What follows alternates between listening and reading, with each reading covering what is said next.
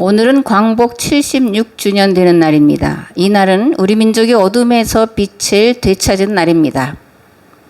그러면 우리 민족은 무슨 빛을 잃어버렸을까? 그걸 생각을 해봐야 되죠.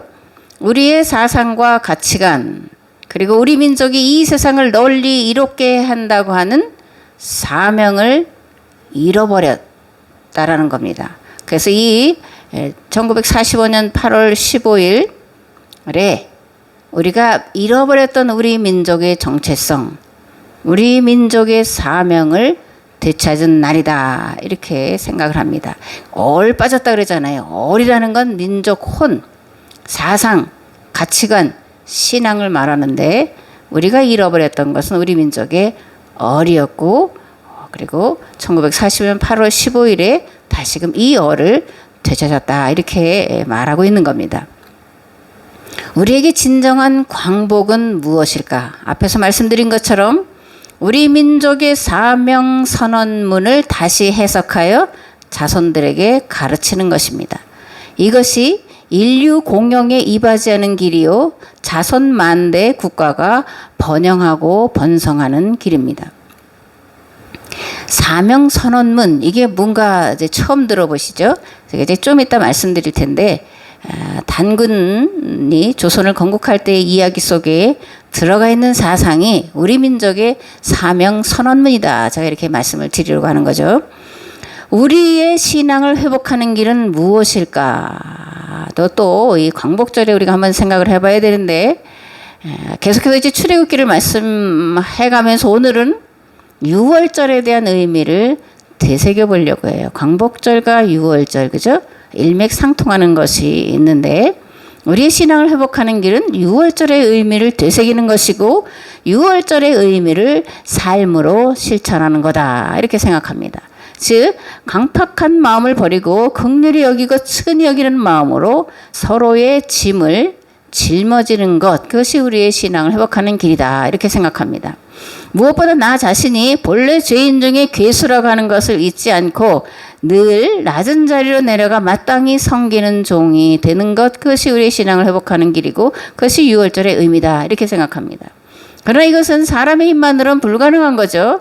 다만 성령께서 우리를 도와주실 때에 가능한 하나님의 은혜와 은총의 역사다, 이렇게 생각합니다. 성령께서 도와주셔서 교회로 하여금, 또 나로 하여금 항상 낮은 자리로 내려가서 이웃과 세상을 섬기라고 하는 계약법 정신을 지키는 자가 되게 도와주시기를 간절히 기도할 뿐입니다. 아멘. 지난주에 애굽에 내린 10가지 재앙은 애굽의 신들에게 내린 거였다, 이렇게 말씀을 드렸습니다. 그러니까 10가지 재앙은 단순한 어떤 재앙이 아니라 애굽 사람들이 신으로 섬기는 것들, 그것은 다 거짓이라고 하는 것을 드러내는 사건이었다, 이렇게 말씀을 드렸습니다. 하나님은 왜 애굽의 신들에게 심판을 내리셨을까? 그죠? 거짓 신들은 백성들을 고통과 좌절 그리고 절망 속으로 몰아넣기 때문에 하나님은 그 신들에게 심판을 내리신 겁니다. 무엇보다 스스로 신의 아들이라고 하는 왕과 그에게 빌부터 부귀와 영화를 누리고 사는 자들이 절대 권력을 휘두르고 그것을 영구히 지키려고 백성들을 속이고 있었기 때문에 애굽의 신들을 심판하실 수밖에 없었다라는 겁니다. 마지막 재앙은 마다들이 죽는 재앙이에요. 그죠? 이 마다들, 특별히 바로의 아들과 그 신하들의 아들, 그리고 바로와 그 신하들이 누리는 그 권력, 힘, 기반을 지지해주는 자들, 그들의 마다들은 다 죽었습니다. 왜 그러냐면 그들은 그 부모와 마찬가지로 그 악을 계속 이어갈 것이기 때문에 장자들을 죽이는 심판을 하셨음을 우리가 지난주에 이제 말씀을 통해서 들었습니다. 인간의 마음속에 있는 원죄가 뭘까요? 우리가 뭐 원죄를 가졌다, 원죄를 뭐 그런 얘기를 많이 하는데, 그럼 도대체 인간이라고 하는 인간성 속에 들어가 있는 원죄는 뭘까? 성경은 그것을 뭐라고 말할까? 스스로 하나님 되려는 것, 교만, 강팍, 이런 것이 원죄다, 이렇게 성경은 말씀하고 있습니다. 성경은 스스로 하나님의 자리에 올라 하나님 노릇하려는 인간들에게 그러면 마다들을 죽게 하시겠다 이렇게 경고를 하고 있습니다. 앞에도 말했지만 이 마다들이라는 것은 그 아버지의 그런 악행을, 권력을 놓지 않고 유지하려고 하는 자들이 마다들이기 때문에 마다들을 죽이신다는 거예요. 근데 문제는 그 마다들이 누구냐 하는 겁니다. 마지로 태어났다고 해서 마다들이라고 하는 거냐? 성경은 그렇지 않죠. 그죠? 그러면 마지로 난 사람들은 뭐 속에서 얼마나 불평불만이 많이 있겠어요. 마다들이란 강팍한 마음의 소유자를 말해요. 강팍은 스스로 하나님이 되려고 하는 마음을 일컫는 거예요. 자기를 높이려는 교만을 강팍이다 이렇게 이제 말하고 있습니다.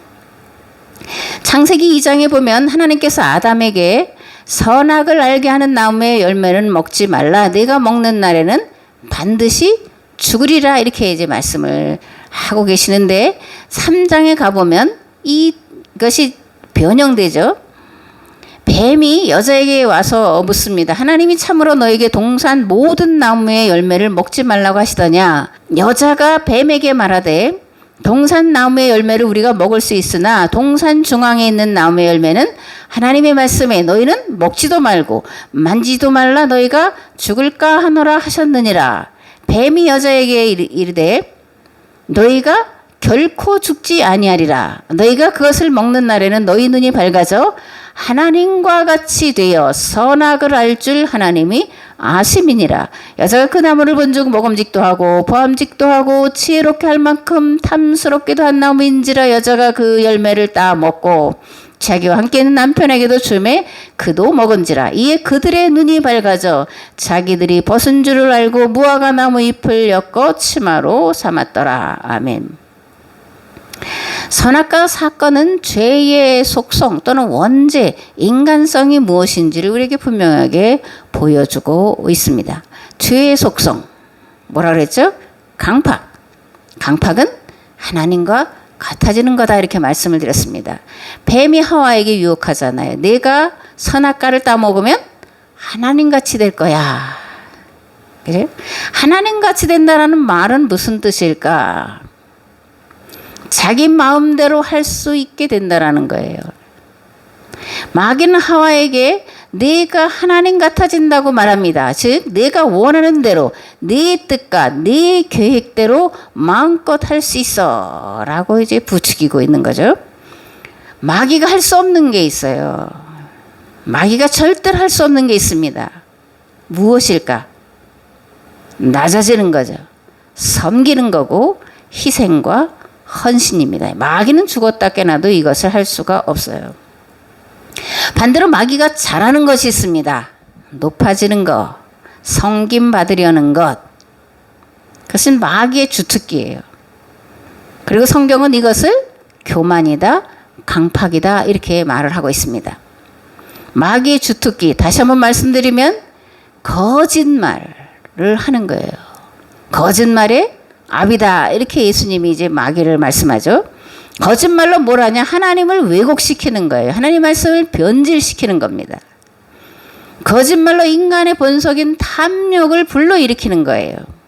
네가 하나님이 되면 네 맘대로 내 뜻대로 내가 하고 싶은 거 다 할 수 있어 라고 부추기는 게 마귀의 주특기예요.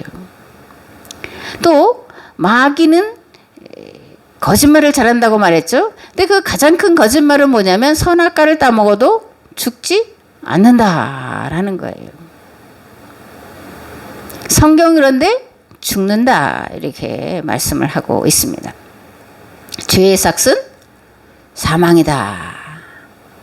선악과를 따먹은 그 삭스로 우리의 생명을 내어주게 되었다라는 거예요. 마귀의 거짓말에 마귀의 유혹에 속아 넘어가면 하나님과 함께하는 영생을 잃어버리게 되는 줄 우리가 반드시 알아야 됩니다. 아멘. 그렇다면 그들의 눈이 밝아져 자기들이 벗은 줄을 알고 무화과 나무 잎을 엮어 치마로 삼았다. 이거 무슨 뜻일까요? 사실 저도 이거 그렇게 오래전부터 생각한 게 아니고 오늘 말씀을 준비하다가 생각을 한 건데 눈이 밝아졌다. 자기들이 벗은 줄을 알았다. 그래서 무화과 나무 잎으로 치마를 만들어 입었다. 선악과를 따먹은 것이 하나님의 말씀을 어긴 것이라는 사실을 깨달았다는 거죠. 더 이상 하나님과 동행할 수 없게 되었다라는 것을 깨달았다는 거예요. 에덴 동산에서 더 이상 살 수 없게 되었다는 것을 깨달았다는 얘기입니다. 하나님께서 에덴 동산에서 그들을 내어보내시기 전에, 그래서 그들은 그들 스스로가 더 이상 하나님과 에덴 동산에 머물 수 없다는 것을 깨닫게 된 거예요. 그리고 하나님과 맺은 계약을 어김으로 죽음이 실제가 되었다라는 것을 깨닫게 된 것이, 그들의 눈이 밝아졌다. 벗은 줄 알았다. 부끄러워서 치마를 만들어 입었다라는 그런 말씀 속에 들어가 있는 의미다. 그렇게 생각을 합니다. 성경이 말하는 교만과 강팍은 죄의 본질이고 죄의 속성이에요.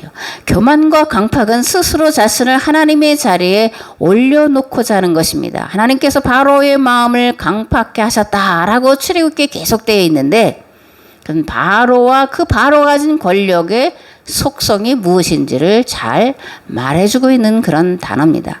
하나님 오늘도 악을 정당화하고 권력을 정당화하고 군대와 무기를 가지고 약하고 작은 나라들 또는 백성들을 괴롭히는 자들에 대해서 반드시 심판하시는 줄 믿습니다. 또한 성경적 가치관인 과정을 중요하게 여기고 가정의 순결과 거룩을 지켜야 한다고 하는 것을 소수자의 인권이라는 말로 폄훼하고, 그래서 성경적 가치관이 잘못되었다라고 하는 거짓말로 성경의 가치관을 훼손하려는 세력들의 악행을 눈여겨보시고 계신 줄을 믿습니다. 그러나 더 두려운 게 있어요. 다른 사람들 지적하고 책망하고 비판하는 건 쉽지만 그것을 나에게로 돌릴 때 정말 하나님 앞에 두렵고 떨림밖에 우리가 할 수 있는 것이 없다, 그렇게 생각합니다. 교회 공동체의 모습과 나의 행동을 낱낱이 저울에 달아보고 계시다라는 것이 우리가 두려워야 되고 떨어야 되는 그런 거라는 거예요. 이 땅을 하나님 나라로 만들어야 되는 책임과 사명을 망각하고 자기 생각대로 하나님을 믿고 자기 뜻을 하나님의 뜻이라고 스스로를 속이고 또 속아서 행하는 모든 행동들을 달아보고 계신다라는 사실이에요. 그러므로 우리는 항상 이렇게 기도해야 합니다. 내 뜻대로 마옵시고 아버지의 뜻대로 되기를 원합니다. 아멘. 메네메네 데겔 우 바르신 들어보셨죠? 그죠? 메네메네 데겔 우 바르신. 이제 바벨론의 마지막 왕 벨사살에게 하신 말씀인데 이렇습니다. 느부갓네살의 아드님이신 벨사살 임금님은 이 모든 일을 하시면서도 마음을 겸손하게 낮추지 않으시고 하늘의 임금이시오 주님이신 분을 거역하시고 스스로를 높이시며 하나님의 성전에 있는 그릇들을 가져오게 하셔서 임금과 귀한 손님과 왕비들과 후궁들이 그것으로 술을 마시게 하셨습니다. 그리고 임금님은 보거나 듣거나 알지도 못하는 금과 은과 동과 새와 나무와 돌로 만든 신들을 찬양하시면서도 임금님의 호흡과 모든 길을 주장하신 하나님께는 영광을 돌리지 않으셨습니다. 그러므로 하나님이 손을 보내셔서 이 글자를 쓰게 하신 것입니다. 기록된 글자는 바로 메네메네 데겔과 바르신입니다. 그 글자를 해석하면 이렇습니다. 메네는 하나님이 이미 임금님의 나라의 시대를 계산하셔서 그것이 끝나게 하셨다는 것이요, 데겔은 임금님이 저울에 달리셨는데 무게가 부족함이 드러났다는 것이요, 바르시는 임금님의 왕국이 둘로 나뉘어서 메대와 페르시아 사람에게 넘어갔다는 뜻입니다. 아멘. 이렇게 다니엘서 5장에 기록이 되어 있습니다. 벨사살은 느부갓네살의 아들이에요. 근데 다니엘서 보면 느부갓네살이 정신이 이상해져서 들짐승처럼 살게 되죠. 이건 뭐냐면 이제 반란이 일어나서 느부갓네살이 왕위에서 쫓겨나게 된 걸 말하는 거예요. 그런데 그 이후에 이제 느부갓네살이 다시금 왕위를 회복하는 그 사건을 이 느부갓네살의 아들 벨사살은 다 지켜보고 있었어요. 그런데 자신이 왕위에 올랐을 때 느부갓네살이 한 행위를 그대로 거기다 덧붙여서 하고 있음을 보게 되는데, 예루살렘 성전에서 빼앗아 온 기명들을 가지고 술을 마시고 돌과 나무와 금과 은과 뭐 그런 것들로 만든 우상들을 칭송하면서 하나님의 이름을 만홀히 여기는 악행을 서슴지 않고 있었음을 보게 됩니다. 그래서 하나님은 이러한 벨사사를 심판하시기 위해 벽에다가 글씨를 쓰신 거죠. 그죠? 메네메네 데겔 우바르신. 그날 밤에 벨사살은 살해를 당해요. 그리고 나라는 메데와 페르시아로 나뉘었다가 이제 고레스가 페르시아 제국으로 통일하는 것을 보게 됩니다. 메네메네 데겔 우바르신, 세었다, 달아보았다, 나누었다, 이런 뜻이에요. 하나님은 오늘도 우리의 행위와 삶을 공평과 정의의 저울에 달아보시는 줄 믿습니다. 만약 신앙과 삶의 모습이 하나님의 기준에 합당하지 않으면 심판하시는 줄 믿습니다. 늘 말씀드리지만, 그래서 먼저 믿은 것은 특권이 아니라 무한 책임이다, 이렇게 말씀을 드렸습니다. 만약 세상이 구원에 이르지 못하고 멸망에 이른다면 그 책임은 먼저 믿은 나와 내 가문에 있는 줄 아시고 두렵고 떨림으로 구원을 이루어가시기를 우리 주 예수 그리스도의 이름으로 축복합니다. 아멘. 이런 글 읽어보셨는지 또는 들어보신 적이 있는지 모르겠는데 이런 얘기예요. 고기에 이르기를, 옛 기록에 이르기를, 옛날 환인의 지차 아들 환웅이 늘 천하의 뜻을 두어 인간 세상을 탐내었다. 그 아버지가 아들의 뜻을 알고 굽어 살펴보니 삼위 태백이 사람들을 널리 이렇게 할 수 있는 곳이니라. 천부인 세계를 주어 내려가 인간 세상을 합리적인 사회로 만들도록 하였다. 제가 우리 민족의 사명선언문이다 그렇게 말씀드렸는데 이 말씀을 드리려고 한 거예요. 제세이와 홍익인간 사상이 단군의 고조선 건국 이야기 속에 두 번째 단락에 들어가 있습니다. 환웅천왕, 그죠? 환웅천왕 당군왕금 우리의 조상, 뭐 이렇게 이제 이런 노래도 저희가 만들어 부르는데, 환웅은 하나님의 아들들 중에 하나였다. 지차다. 그건 이제 맞이는 아니고 그 여러 아들 중에 이제 아들이었다, 이런 뜻이에요.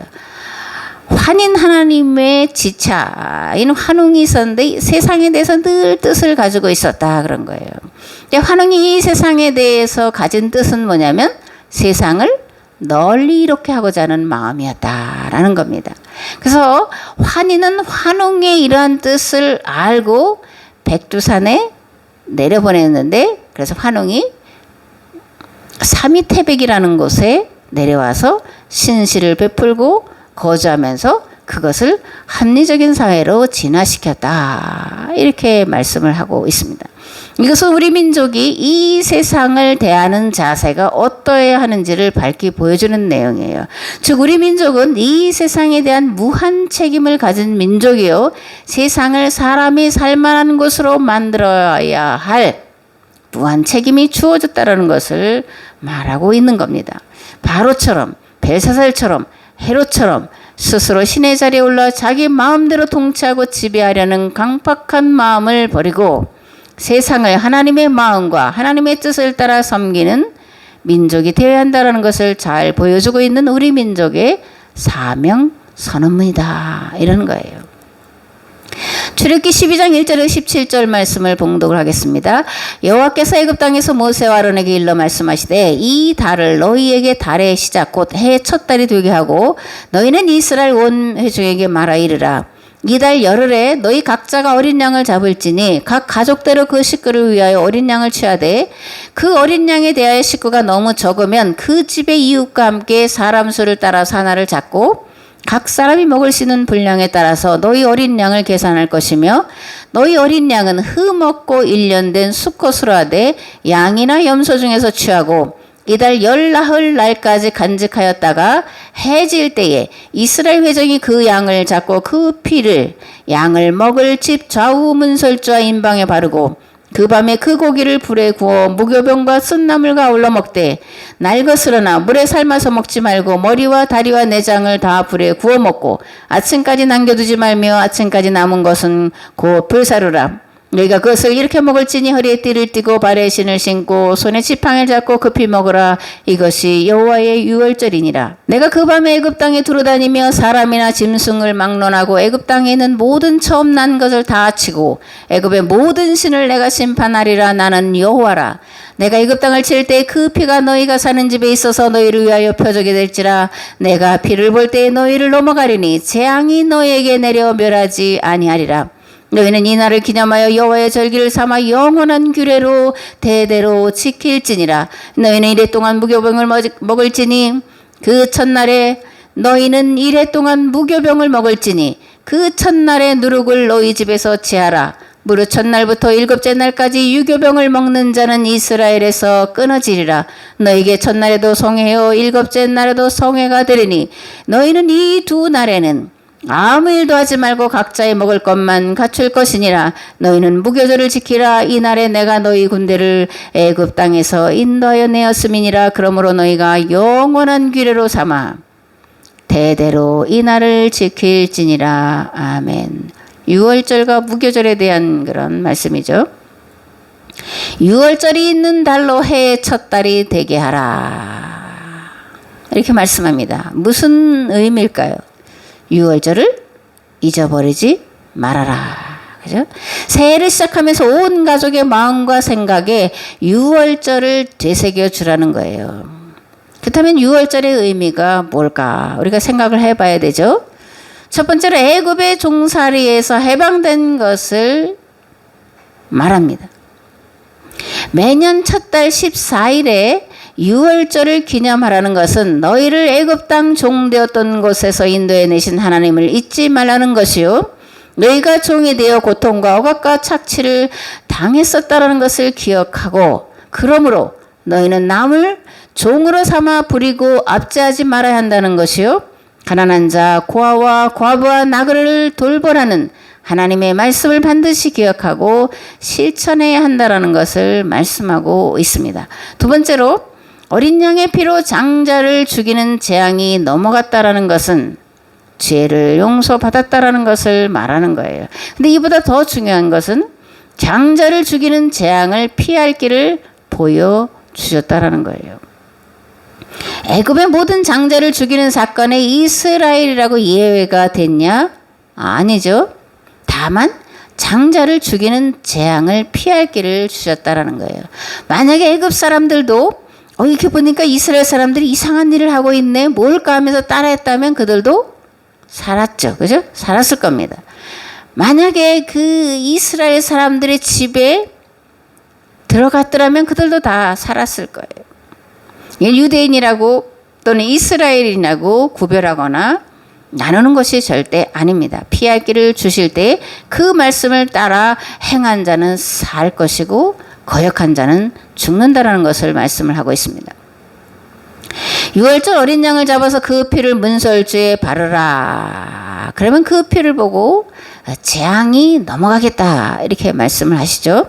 근데 이 말씀은 신약에 예수님이 십자가에 달려 죽으시기 전에 하신 마지막 유월절 만찬 자리로 이어지는데 마태복음에서는 이 유월절 마지막 만찬에서 예수님이 새 계명을 주었다 이렇게 말씀합니다.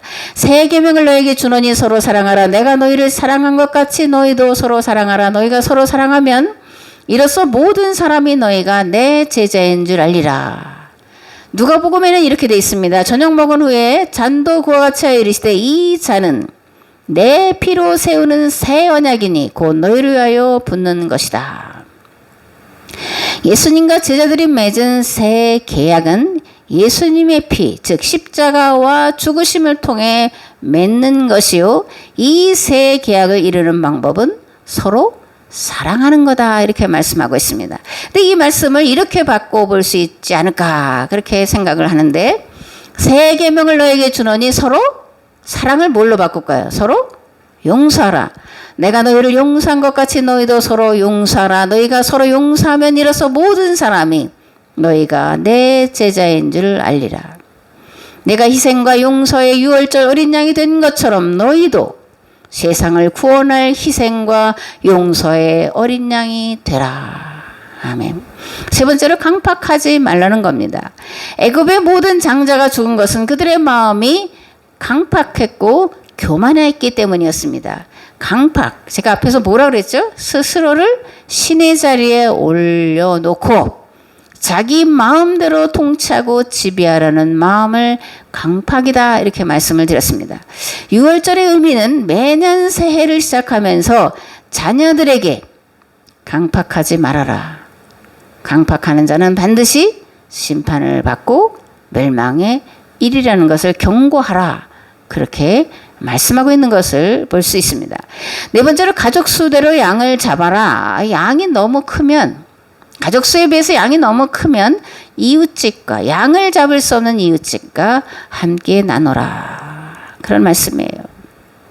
함께 하라는 겁니다. 자기만 살려고 하지 말고 더불어서 같이 살 길을 찾아라. 그런 얘기입니다. 다섯 번째, 애굽의 모든 신을 내가 심판하리라. 나는 여호와라. 이렇게 말씀하시는데 이 말씀은 무슨 뜻일까? 애굽의 모든 신을 내가 심판하리라. 이렇게 말씀하시잖아요. 애굽의 모든 신, 우상을 섬긴다라는 것은 무엇을 뜻하는 걸까? 그저 신상에 가서 비는 것을 우상 숭배라고 성경이 말하냐? 아니죠. 그죠? 성경이 말하는 우상 숭배, 바알의 길로 갔다라는 것은 스스로 하나님 되려고 하는 것을 말하는 거예요. 스스로 하나님 되려고 하지 말아라. 스스로 하나님 되려고 하는 모든 것들을 하나님이 심판하신다. 나는 여호와다. 그렇게 말씀하시는 거예요. 내가 너 스스로를 하나님의 자리에 올려놓고 지배하고 억압하고 착취하고 그것을 너희 자식들에게만 대를 물리려고 하는데 그러면 반드시 죽는다. 그러므로 하나님의 자리에서 빨리 내려와라. 이런 말씀이 애굽의 모든 신을 내가 심판하리라. 나는 여호와라 하는 말씀 속에 들어가 있습니다. 하나님은 하나님 스스로를 이렇게 말씀하십니다. 나는 너희 하나님 되려고 너희를 애굽 땅 종되었던 집에서 인도해낸 여호와라. 하나님은 하나님 스스로를 출애굽의 하나님, 히브리인의 하나님이라고 이렇게 말씀하시는 거예요. 우리가 믿는 하나님은 가장 낮고 천한 자의 하나님이시고 가난과 질병으로 고통당하고 권력자에 의해 착취당하는 자를 그냥 두고 보실 수 없으신 여호와예요. 하나님 반드시 사람을 불행하게 하는 자들, 그런 제들, 그런 정치가들을 심판하시는 하나님이라는 거예요. 종교라는 이름으로, 신앙이라는 이름으로 사람들을 가장 고통스럽게 만드는 것이 바알이고 우상 종교인데 그것을 출애굽기에서는 애굽의 모든 신을 내가 심판하리라. 나는 여호와라. 라는 말씀 속에 담아놓고 있다는 겁니다. 다섯 번째로 누룩을 제하라. 무교병을 먹어라. 이렇게 말씀합니다. 무슨 뜻일까? 애굽에서 종살이 하던 것을 잊지 말아라. 라는 거예요. 그래서 이제 무교병은 누룩이 들어가지 않은 딱딱한 겁니다. 누룩을 넣어서 부드럽게 하고 맛있게 하는 그런 걸 먹지 말고 너희들이 애굽에서 살았을 때 그 비참함, 그 고통, 그 종살이의 아픔을 잊지 말아라는 거예요. 잊지 말 뿐만이 아니라 세상 가운데서 노예살이하고 있는 종살이하고 있는 비참한 이들의 문제를 해결하는 자가 되라. 그것이 누룩을 제하라. 무교병을 먹어라. 이런 말씀 속에 들어가 있습니다. 이스라엘 백성들은 이러한 말씀을 어느 때부터 가르쳤냐? 부모의 뱃속에서부터 가르쳤습니다. 뱃속에서부터 이런 것이 교육되어야 그것이 마음과 생각과 몸에 배어 있게 되는 거예요. 배어 있어야 그것을 잃어버리지 않습니다. 빼앗기지 않습니다. 또 한 가지는 절기로 만들어서 지키라는 거예요. 우리가 알듯이 문화와 풍습은 쉽사리 사라지지 않습니다. 또 사라진 것 같아도 그 원형은 여전히 남아있는 것을 우리가 보게 돼요.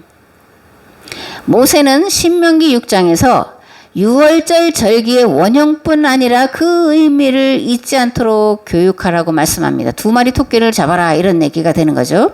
후일에 네 아들이 내게 묻기를 우리 하나님 여호와께서 명령하신 증거와 규례와 법도가 무슨 뜻이냐 하거든 너는 네 아들에게 이르기를 우리가 옛적에 애굽에서 바로의 종이 되었더니 여호와께서 권능의 손으로 우리를 애굽에서 인도하여 내셨나니 곧 여호와께서 우리의 목전에서 크고 두려운 이적과 기사를 애굽과 바로와 그의 온 집에 베푸시고 우리 조상들에게 맹세하신 땅을 우리에게 주어 들어가게 하시려고 우리를 거기서 인도하여 내시고 여호와께서 우리에게 이 모든 규례를 지키라 명령하셨으니 이는 우리가 우리 하나님 여호와를 경외하여 항상 복을 누리게 하기 위하심이며 또 여호와께서 우리를 오늘과 같이 살게 하려 하심이라. 아멘. 이 말씀은 유월절에만 해당되는 말씀이 아니죠. 모든 계명과 규례와 율례, 유월절과 초막절, 수장절에도 다 해당되는 그런 말씀이에요. 너희의 자녀들이 유월절 그리고 왜 이 쓴 나물과 쓴 떡을 먹냐, 또 초막절에 가서는 왜 그 초막을 짓고 그렇게 집이 아니라 이 길거리에 그렇게 일주일을 살아야 되냐, 이게 도대체 무슨 의미냐, 왜 하라는 거냐, 이렇게 말한다면 알려주라는 거예요. 너희들이 애굽 땅에서 종이 되었었다. 그것을 하나님이 기적과 능력으로 인도해 내셨다.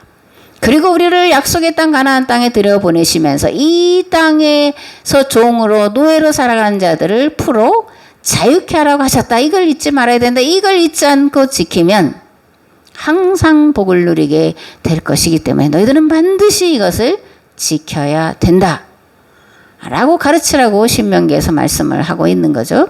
그리고 절기로 지켜라 이렇게 말씀을 하는 거예요.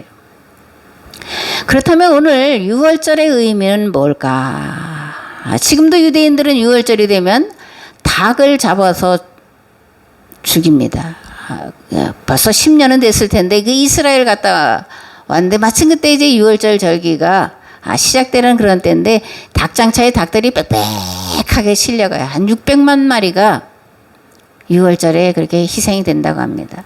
그 형식만 그렇게 남은 거예요. 그 피를 뿌리고 하는 것까지는 다 되지만 그것이 무슨 의미인지, 자기 민족들이 해야 될 것이 무엇인지는 잃어버리고 그 형식만 따라하는 것을 보게 돼요.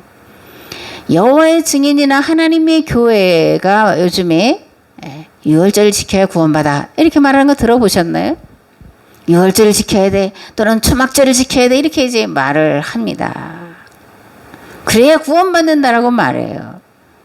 맞는 건 맞는 거죠. 유월절도 지켜야 되고 초막절도 지켜야 돼요. 그런데 어떻게 지키느냐, 그거를 알아야 되는 거죠. 그냥 형식대로 뭐 양을 잡든지 또는 소를 잡든지 뭐 닭을 잡든지, 또는 뭐 지금 불가능한 것이지만 어쨌든 초막을 짓고 또는 천막을 짓고 그렇게 살면 구원받는 거냐? 그건 아닌 거예요. 그렇게 호도를 하고 왜곡시키고 변질시키는 게 이단입니다. 무슨 의미냐? 나 자신을 바로 아는 거예요. 유월절을 지킨다라는 건, 바르게 지킨다라는 건 먼저 나 자신을 아는 겁니다. 죄의 속성을 지니고 죄의 욕심을 따라 살고자 하는 본성의 악함을 철저하게 인정하고 회개하며 거기에 머무는 것이 아니라 더 나아가서 구원받은 자가 마땅히 해야 할 세상 구원에 대한 책임을 지고 살아가는 것이 유월절을 지키는 것이고 초막절을 지키는 거예요. 용서의 법을 행하는 것이 유월절의 의미고 초막절의 의미입니다. 마태복음은 이렇게 말합니다. 비판을 받지 아니하려거든 비판하지 말라.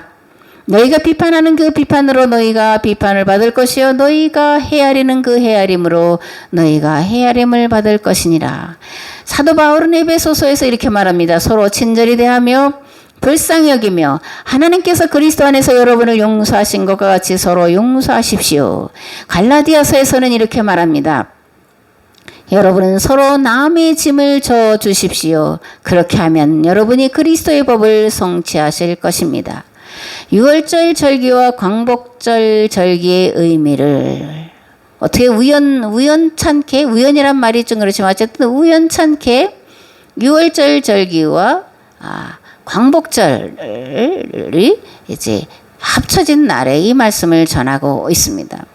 교회가, 그리고 자유대한민국이, 그 백성이 반드시 그리고 속히 해야 될 사명, 책임, 그것을 다시 한번 일깨우고 그 사명을 감당하는 자가 되라고 오늘 유월절 절기의 말씀을 드리면서 광복절 그런 절기의 의미를 되새겨 보게 되지 않았나 그렇게 생각합니다.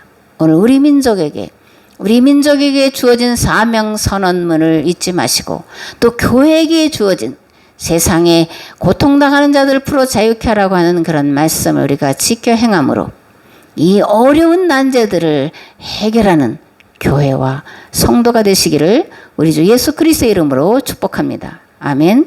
이제는 길과 진리와 생명 되신 예수 그리스도의 은혜와 아버지 하나님의 무한하시고 극진하신 사랑하심과 성령님의 감화 감동 교통 역사하심이 이제 유월절 의미와 강복절 의미를 다시 한번 되새기고 돌아간 우리의 삶의 자리 위에 그것을 지켜 행하려고 하는 우리의 가정 위에 이 나라와 이 민족 위에 이제부터 영원토록 함께 하옵시기를 간절히 축원하옵나이다. 아멘.